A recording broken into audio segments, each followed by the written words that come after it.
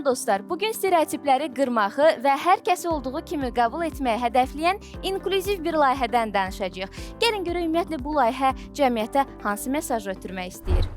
Vulkan Gənclər Yarışmasının əməkdaşları heyətinin bir qismi studiyadadır. Amin Fərəczadə layihə rəhbəri, layihə koordinatoru Toğrul Fərəczadə, texniki avadanlıqların təmin edilməsi, lojistika Orxan Fərəcov və layihə koordinatoru Fidan Mahmudova. Son olaraq sahə üzrə mütəxəssis Xəyal Məmmədzadə bizimlədir. Dostlar, xoş gəlmisiniz. Xoş gördük. Ümumiyyətlə, birinci onu demək istəyirəm ki, layihənizin çox iddialı bir adı var və gözəl təşəbbüsdür. Gəlin, Amin bəy, sizdən başlayaq. Hər şeydən əvvəl layihənin adı barədə bizi bir tarixçəsi barədə məlumat verin. Nəyə görə vulkan qoymusunuz? Əvvəla sizi və ekran qarşısında bizi izləyənləri salamlayıram. Layihənin adını düzü mən çox fikirləşdim. Bir neçə variantlarımız var idi. Son olaraq vulkan adında biz yekun olaraq vulkan adını seçdik. Bunun bir səbəbi var. İki səbəblərdə mən sizə istəyirsiniz açıqlayım. Buyurun. Vulkan əslində bizim bildiyimiz kimi vulkan partlaması yaşananda İnsanlar o vulkan partlamasından biraz qorxur, bir təbii fəlakət kimi. Lakin vulkan öz içində saxladığı enerjini, öz potensialını üzə çıxardanda, ətraf torpağa o vulkanın enerjisi yayılanda, o torpaq bir müddət sonra münbitləşməyə başlayır. Bizim layihəmizin də əsas məqsədi əlilliyi olan gəncləri cəmiyyətə inteqrasiya eləməkdir. Bəzi stereotiplər var ki, onları qırmağa çalışırıq. Yəni demək istəyirsiniz ki, bu stereotiplərin qırılmağından qorxan bir qism insan var, vulkanın partlamağının nəticələrindən. Maraqlı mesajdır əlbəttə. Amma əksinə, yəni o vulkan partlamasından sonra ətraf mühit münbitləşməyə başlayır. Biz də belə fikirləşirik, əlilliyi olan gənclər əgər öz daxilindəki potensialını üzə çıxartmağa bacarsa və hardasa bəlkə biraz da biz onlara kömək etmiş olsaq, həm cəmiyyətə çox yaxşı töhfə verirlər, həm cəmiyyət tərəfindən əlilliyi olan gənclər, indi bəzi stereotiplər var ki, o stereotiplər qırılar. Bu səbəbdən biz vulkan adını seçdik. Həm də bildiyiniz kimi, qədim Roma mifologiyasında yeganə əlilliyi olan tanrının adı Vulkanus tanrısı idi. Bununla da bir qədər əlaqəli. Yəni, belə bir metafor demək olar. İki tərəfli bağlantı olduğu üçün son qərar elə vulkan adında qaldıq. Maraqlıdır, maraqlı dərin mənası var. Başqa hansı stereotiplər var ki, siz doğrudan da gündəlik həyatınızda və yaxud da indiyə qədər qarşılaşmısınız bunlarla və ciddi şəkildə narahat olmusunuz?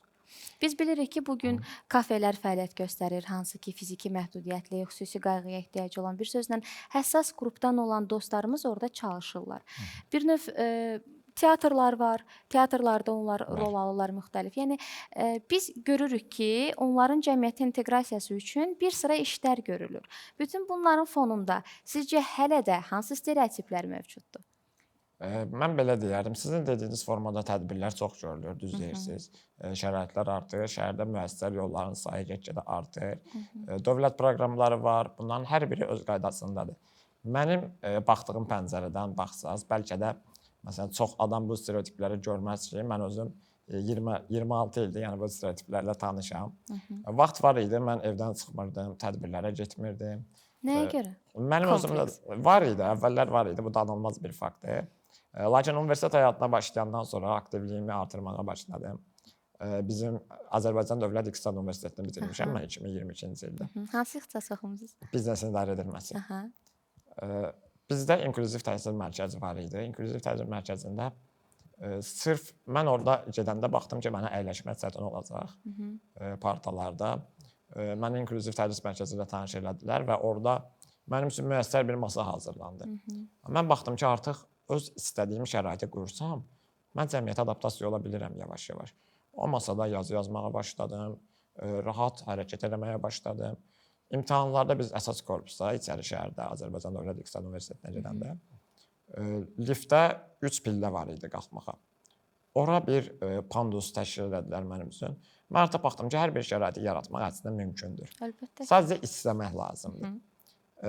Sizin dediyinizdə bayaq məsələyə toxunmaq istəyirəm ki, hər bir şərait var. Lakin əlilliyi olan gənclərimizin daxili məsələlər var ki, onu həll etmək lazımdır. İnsanı hər bir şeyə məcbur edən psixologiyadır. Əgər biz psixologiyada olan düşüncə tərzini, belə deyim, cəmiyyətə adaptasiya eləməyə çalışmaqdansa, cəmiyyəti həmin düşüncəyə adaptasiya eləməyə çalışsaq, Onda mənə elə gəlir, hər şey daha yaxşı olar. Daha yaxşı nəticə göstərər. Biz kompleks barədə danışanda Aminlə Fidan xanım siz təsdiq mesajı verdiniz. Hə, kompleks dediniz. Siz hansı kompleksləriniz olub? Siz hansı stereotiplərdən qarşılaşmısınız? Çox vaxt hətta küçədə belə hərəkət edəndə, yəni deyiblər ki, də qarşılaşmışam belə baxışlarla qarşılaşmışam, sonra sözlərlə qarşılaşmışam. Yazıq, nə gözəl qızdır, amma niyə belə cümlələrlə qarşılaşmışam, insanların sərt reaksiyasından qarşılaşmışam. İndi Amin bəy həmin mövzuya toxunanda mən dedim, hə, doğrudur da, yəni. Hə. Sizin reaksiyanız necə olurdu? Yəni heç könüb onlara cavab verdiyiniz olub? Yox. Amma mən inanıram ki, bu layihə ilə siz o içinizdəki bütün o demədiyiniz həmin andakı sözləri deyəcəksiniz. Bu layihə ilə elə biz o sözlərimizi demək istəyirik ki, yəni biz sizdən fərqli deyilik də. Cəmiyyətin bizi qəbul etməyini istəyirik. Layihədə elə sizdən mikrofonu qoymayın zəhmət olmasa yerə.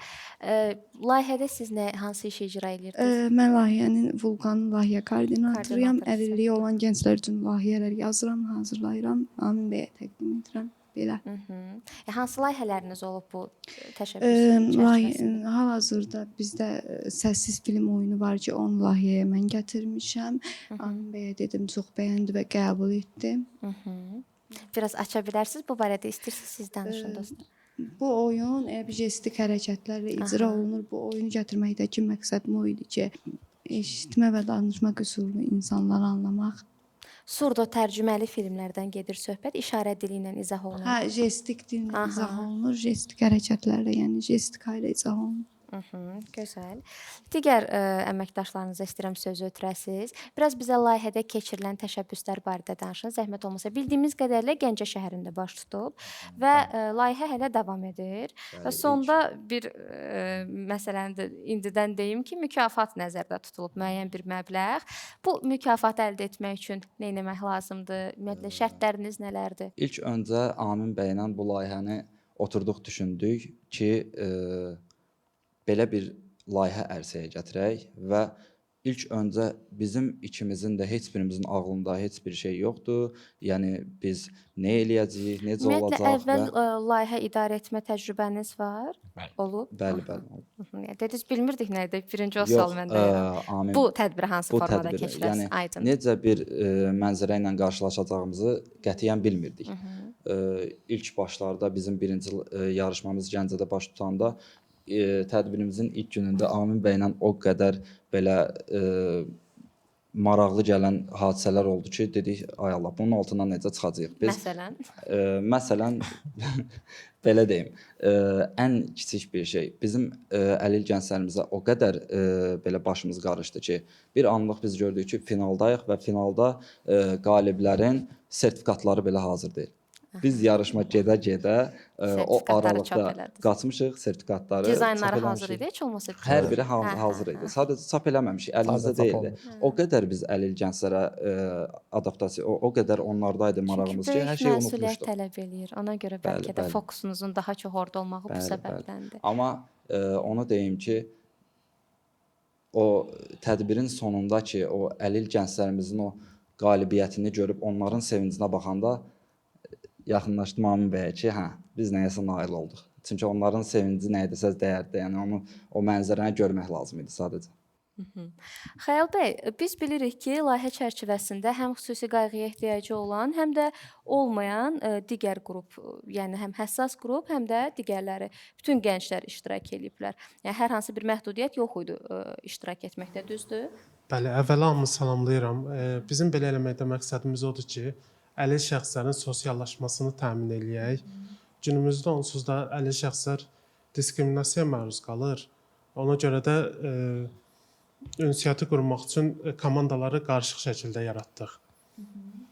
Belə deyə, bu gün cəmiyyətimizdə ən böyük problemlərdən biri əlillərə düzgün yanaşılmamasıdır. Məsələn, hər hansı bir mühitdə əlilliyi ilk dəfə görəndə, əlil şəxsi ilk dəfə görəndə ona yazıq bir insan kimi baxmağa başlayırlar ilk növbədə. Bundan sonra da yaxınlaşıb ünsiyyətə girəndə ilk sözləri Allah şəfa versin demək olur. Təsəvvür edin, məhdudiyyətinizlə yaşamağa öyrəşmisiniz və qarşınıza çıxan hər insan o sözlə hər dəfə sizə məhdudiyyətinizi xatırladır. Bir problemmiş kimi. Buna görə də biz istəyirik ki, insanlar qarışıq şəkildə bir araya gəlsinlər və ünsiyyət qurmağı öyrənsinlər. Bizə lazımdır ki, əlil şəxslərlə birlikdə addımlayaq. Orxan bəy, layihə çərçivəsində keçirilən tədbirlərdən istəyirik bizə danışasınız. Bilirik ki, intellektual oyunlar təşkil olunub bir sıra. Bəli. Bunlar barədə zəhmət olmasa məlumat verin. Mən texniki avadanlıqların təmininin işində çalışıram. Orada medalların hazırlanması, kubokların hazırlanması, şəxsən kubokların dizaynı Amin bəyə təqdim eləmişdim. Amin bəy təsdiq eləmişdi ki, çox qəşəngdir. IT işləri, kompüter sistemləri, səs sistemləri və s. Belə.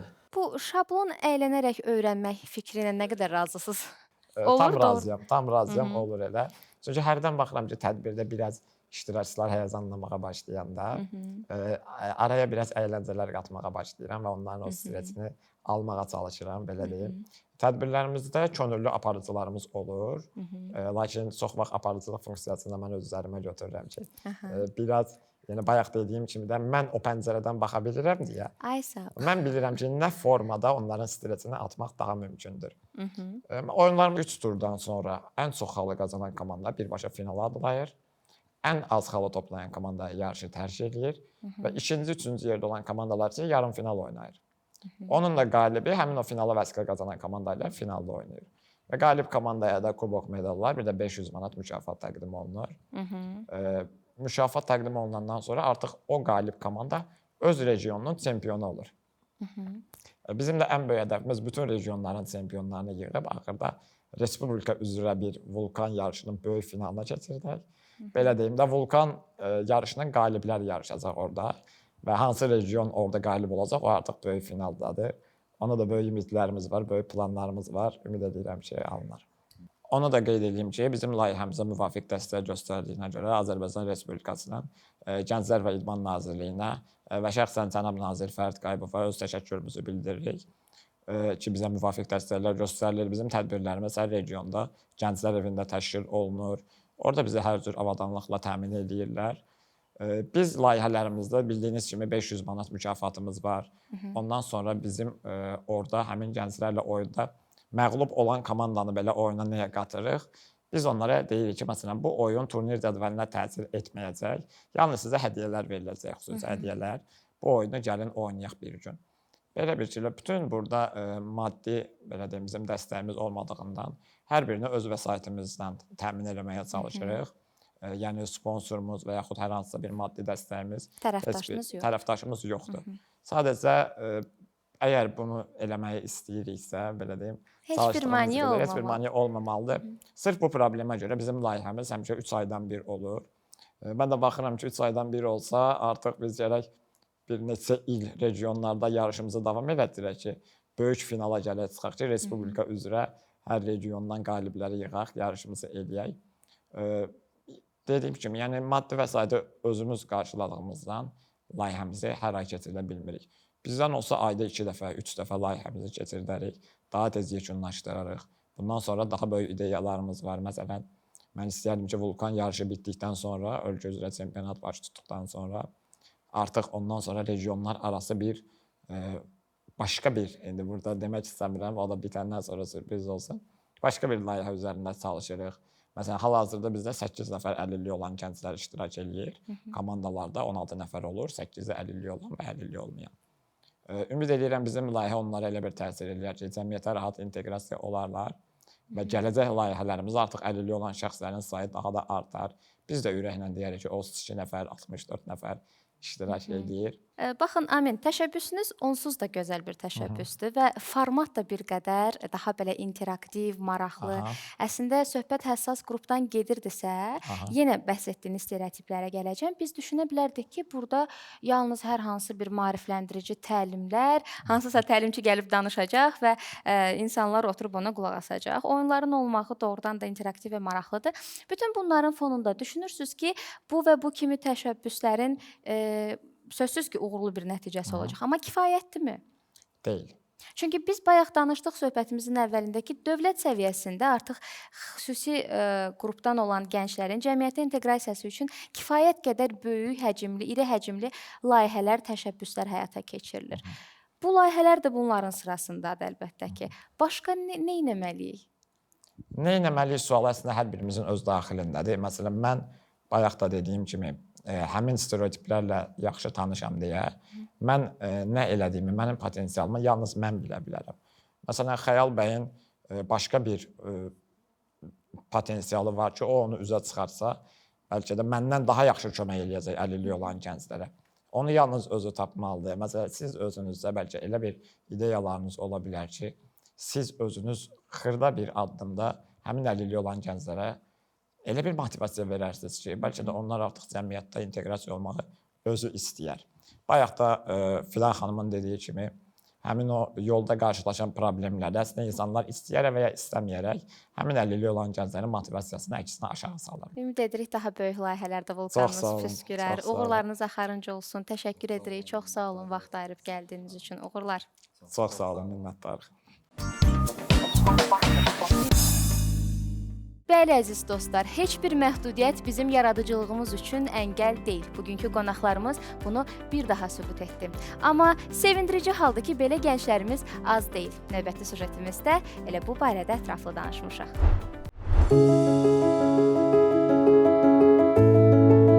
Rəsm çəkir, idmanla, üzgüçülüklə məşğul olur, rəqs dərslərinə gedir, puzzle yığmağı və mozaika düzməyi çox sevir. O əsl müasir Azərbaycan gəncidir.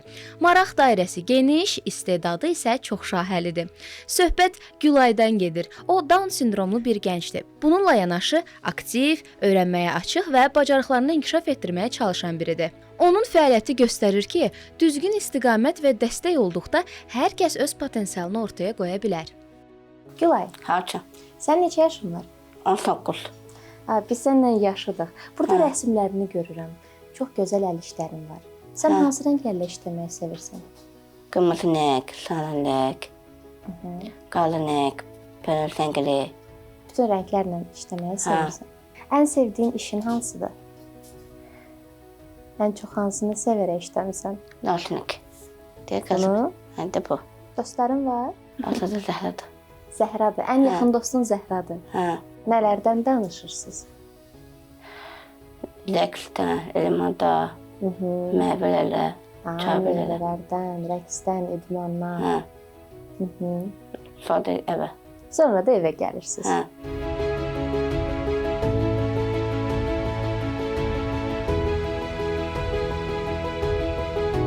Lay. Haça. Rəsmin yarımçıq qalıb, gəl onu tamamlayaq. Dedik.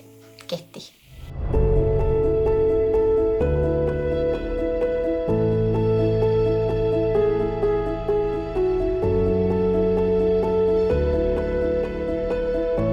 Yaman başın qarışıb rəsmi. Gəl söhbət eləyək. Qoy rəsmi çəkim. Yaxşı.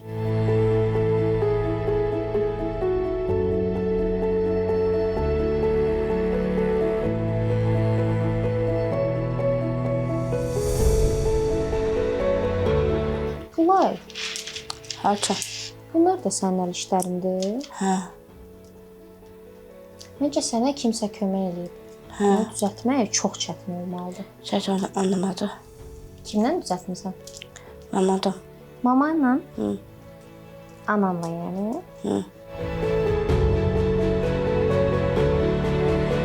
İlhamə xanım, biz Gülayı yaxından tanımaq istəyirik. Bizə biraz o barədə danış, sənə tanıyaq. Gülay anadan olandan biraz təbii ki, bütün ailələr kimi bizdə də biraz başqa cür hamı kimi olmasını daha çox istəyərdik. Ancaq şükür Allahın verdiyinə böyüdükcə gördüm çox qabiliyyətlidir. 4 yaşından ümumiyyətlə evdə tək də qoya bilirəm. Çox ağıllı qızdır. Yaxşı puzzle'lar yığır. Bəlkə də elə bir puzzle yoxdur ki, onu yığmasını artıq biz tapa bilmirik mağazadan onları. Həmişə bax rənglərdən istifadə edirdi. Düzdür, yaşına uyğun deyildi, ancaq çox sevirdi. O sevgisinə görə də apardıq. Rəsm müəlliməmiz var, Bağda Gülxanım, çox gözəl, onunla məşğul olur. Həftədə 3 dəfə aparıram, çox sevə-sevə gedir. Hər çıxanda sabah gəlim, gəlməyim, müəllimədən birinci soruşduğu söz odur, sabah gəlim.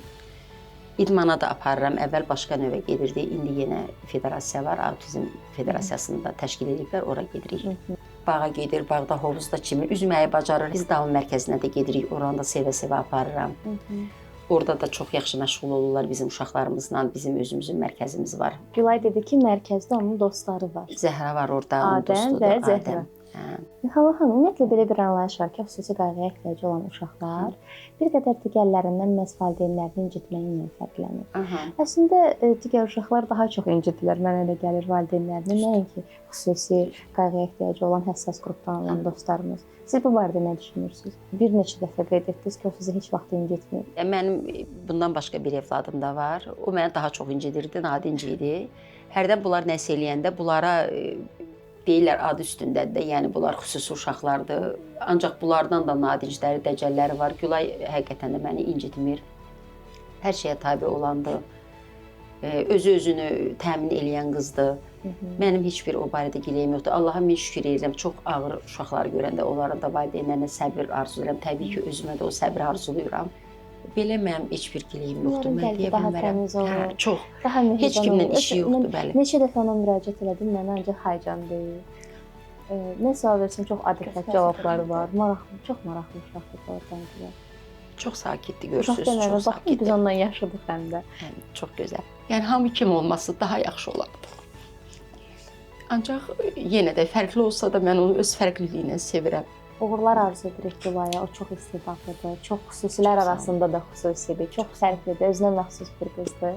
Uğurları bol olsun. Mən sizə təşəkkür edirəm. Bizi seçdiniz, bizi saydınız, gəldiniz. Bu adınızı mən nə qədər təşəkkür etsəm yenə də azdır. Siz Gülayı işıqlandırırsınız bugün. Onun uğurlarına sevinirsiniz. Çox təşəkkür edirəm.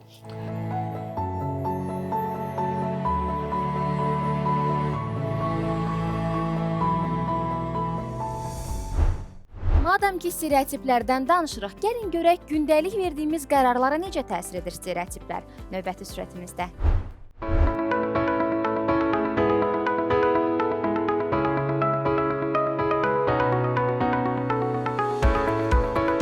Qərar vermə prosesində stereotiplər tez-tez insanın düşüncə yükünü azaltmaq və sürətli qərar vermək üçün istifadə etdiyi sadələşdirilmiş mental şablonlardır. İnsanlar gündəlik həyatlarında tez-tez stereotiplərə əsaslanaraq qərarlar qəbul edirlər. Bu, məlumatların sürətli qiymətləndirilməsinə və gündəlik məsələlərin həllinə kömək eləsə də, bəzən qərəzli qərarlara da səbəb olur. Qərar vermədə yüksək rollu olduğu düşünülən koqnitiv iqtisadiyyat prinsipi çərçivəsində insanlar mürəkkəb və qeyri-müəyyən vəziyyətlərlə qarşılaşdıqda zaman və enerji qənaəti üçün sadələşdirilmiş düşüncə şablonlarından istifadə edirlər. Məsələn, işə qəbul zamanı namizədlər haqqında onların təhsili, keçmiş iş yerləri haqqında ümumi təsəvvürlər onların real potensialını gözdən qaçıra bilər. Digər faktor isə Pigmalion effektidir.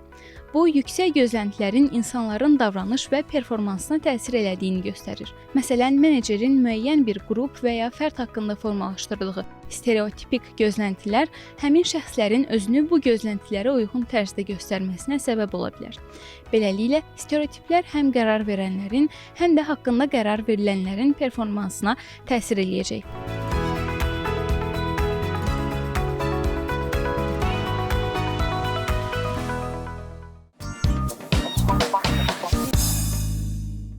Bir buraxılışımızın da sonuna gəldik. Unutmayaq ki, böyük dəyişikliklər kiçik, amma cəsarətli addımlarla başlayır. Sağ olun, salamat qalın.